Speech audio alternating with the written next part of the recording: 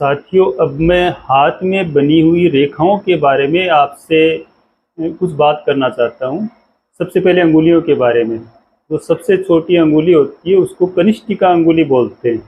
उसके पास वाली अंगुली को अनामिका अंगुली बोलते हैं। जो बीच में बड़ी अंगुली होती है उसको मध्यमा अंगुली बोलते हैं। जो अंगूठे के पास में होती है और पहली जो अंगुली होती है उसको तर्जनी अंगुली बोलते हैं, और ये अंगुष्ठ होता है। तो सबसे पहले अपन जीवन रेखा के बारे में मैं आपको बताता हूँ। अंगुष्ठ और तर्जनी अंगुली, इन दोनों के बीच से जो रेखा निकल के ये जो होता है ये मणिबद्ध कहलाता है, जो हाथ से जुड़ा हुआ होता है। अंगुष्ठ और तर्जनी के बीच से रेखा निकलकर मणिबद्ध की तरफ जाती है, इसी रेखा को हम जीवन रेखा बोलते हैं। ये जितनी लंबाई पर निर्दोष रूप से जाती है उतनी आयु ये जातक की दर्शाती है। इस रेखा के द्वारा ही हम आयु, रोग, अकस्मात मृत्यु जैसी अचानक दुर्घटना होती है उसके बारे में ये पूरा आकलन इससे हम कर सकते हैं। तो ये हमारे पितृ कृपा और पितृ दोष आदि को भी ये रेखा दर्शाती है। अब इसको गोत्र रेखा और कुल रेखा भी बोला जाता है। अतः मुख्य रूप से ये अपने जीवन का आकलन करने के लिए इस जीवन रेखा को काम में लेते हैं। तो ये हो गई आपकी जीवन रेखा। अब दूसरी रेखा के ऊपर अपन विचार करते हैं। जो अपनी छोटी अंगुली होती है कनिष्ठिका अंगुली, उसके मूल से निकल करके और मध्यमा अंगुली के और तर्जनी अंगुली के बीच तक जो रेखा जाती है, इस रेखा को हम हृदय रेखा बोलते हैं। हृदय रेखा, इस रेखा के द्वारा जातक की हृदय की स्थिति को देखा जाता है। हृदय रोग के बारे में इसका विचार किया जाता है, और आयु को निर्धारण करने में हृदय रेखा का भी बहुत बड़ा रोल होता है। कभी कभी होता है कि किसी की जीवन रेखा काफ़ी लंबी होती है और हृदय रेखा बीच में से कट हो जाती है। जीवन तो शेष होता है, लेकिन हार्ट बंद हो गया तो वो जीवन कहाँ से होगा। इसलिए जीवन का निर्धारण करने में हृदय रेखा का भी बहुत बड़ा रोल होता है। और हृदय रोग कब होगा, कैसे होगा, कोई नुकसान तो नहीं होगा, उसका पूरा आकलन हम हृदय रेखा के द्वारा करते हैं। फिर तर्जनी अंगुली और अंगुष्ठ के बीच से एक रेखा इधर से निकल के एकदम सीधी जाती है, जो सभी जातकों के हाथ में पाई जाती है। इस रेखा को बोलते हैं मस्तिष्क रेखा।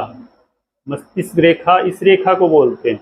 इससे व्यक्ति के दिमाग की स्थिति, मस्तिष्क की स्थिति, याद रखने की कैपेसिटी, और जो विद्यार्थी होते हैं उनमें शिक्षा ग्रहण करने की, याद रखने की कितनी कैपेसिटी होती है, सब इससे देखते हैं। मानसिक रोग की जो स्थिति होती है सभी इस मस्तिष्क रेखा के द्वारा ही हम देखते हैं। अतः ये मस्तिष्क की जो स्थिति होती है उसको बताने का पूरा कार्य ये मस्तिष्क रेखा के द्वारा ही होता है। फिर अपन देखते हैं सूर्य रेखा को। ये जो रेखा होती है अनामिका रेखा, इसको सूर्य की अंगुली भी बोला जाता है। इसके मूल से एक सीधी रेखा निकल के हृदय रेखा और या इससे भी आगे तक बढ़ जाती है। इस रेखा को सूर्य रेखा भी बोलते हैं और पुण्य रेखा भी बोलते हैं। जिस किसी के हाथ में ये रेखा होती है वो बड़ा ही भाग्यशाली होता है, और सूर्य रेखा के दम पर चाहे उसकी स्थिति कैसी भी हो, उसके पास में पैसे हो या ना हो, लेकिन सूर्य रेखा यदि हाथ में हो तो वो व्यक्ति मान सम्मान पाता है। कहीं भी जाओ, कितने भी लोगों के पास में जाओ, सबसे पहले सम्मान उसका होता है।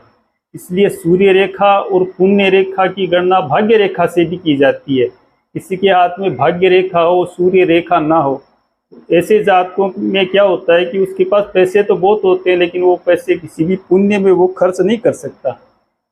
एक बात ये होती है, जिसके हाथ में ये सूर्य रेखा होती है वो जातक दिल से बहुत ही अच्छा होता है, दूसरों का अहित नहीं कर सकता। इसलिए इस रेखा को पुण्य रेखा बोलते हैं। ये हर किसी के हाथ में नहीं पाई जाती। जो भाग्यशाली होते हैं, धर्म कर्म में विश्वास रखते हैं, भगवान पे विश्वास रखते हैं, उन लोगों के हाथ में ये अनामिका के मूल में जो रेखा निकलती है वो सूर्य रेखा होती है। और ये सूर्य रेखा भाग्यशाली लोगों के हाथ में ही पाई जाती है। अब अपन बात करते हैं भाग्य रेखा के बारे में। इस जीवन रेखा से सटके और मणिबद्ध से एक रेखा निकलती है यहाँ से, इसके पास से होके, और सीधी ये रेखा जाती है शनि पहले अंगुलियों के बारे में बता देता हूँ आपको। ये बुध की अंगुली होती है, ये सूर्य की अंगुली होती है, ये शनि की अंगुली होती है, ये बृहस्पति की अंगुली होती है। तो ये मणिबद्ध से निकलकर सीधी रेखा शनि पर्वत तक जाती है। इस रेखा को बोलते हैं भाग्य रेखा। ये रेखा है भाग्य रेखा, ये भाग्य रेखा है।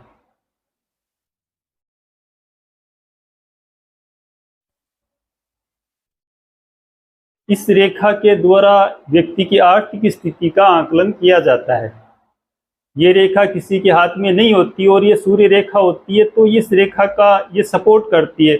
ऐसा नहीं ये रेखा ना हो, सूर्य रेखा हाथ में होती है तो भी वो भाग्यशाली होता है, लेकिन सूर्य रेखा और भाग्य रेखा दोनों जिसके हाथ में होती है, वह रेखा इसके कारण से वो व्यक्ति धर्म कर्म में भी रुचि रखता है और पैसों की उसके पास में कोई कमी नहीं पड़ती, जीवन में उतार चढ़ाव नहीं आते जिसके हाथ में दोनों रेखाएं होती है। और आर्थिक स्थिति उसकी बहुत अच्छी होती है जिनके हाथ में ये भाग्य रेखा पाई जाती है। फिर अपन बात करते हैं विवाह रेखा की। हृदय रेखा और छोटी अंगुली के बीच में ये रेखा होती है, ऐसे सीधी खड़ी रेखाएं। ये जो खड़ी रेखा होती है, तो इस रेखा को ही विवाह रेखा बोला जाता है। इस रेखा को विवाह रेखा बोला जाता है।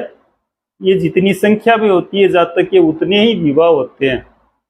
जो छोटी रेखाएं होती है वो दर्शाती है कि इसके संबंध पहले होके छूट चुके हैं, और जो बड़ी रेखाएं होती है तो उससे अंदाजा लगता है कि इसका विवाह, कौन सा विवाह सफल हुआ है। अपन बात करते हैं अब संतान रेखा के बारे में। तो विवाह रेखा के ऊपर सभी के हाथों में ऐसे खड़ी रेखाएं पाई जाती है, छोटी छोटी। इन रेखाओं को संतान रेखा बोलते हैं। जो रेखा बड़ी होती है वो उतने बच्चे, लड़के, और जो छोटी रेखाएं होती है उतनी बच्चियों के बारे में ये दर्शाता है। तो ये रेखा हो गई संतान रेखा।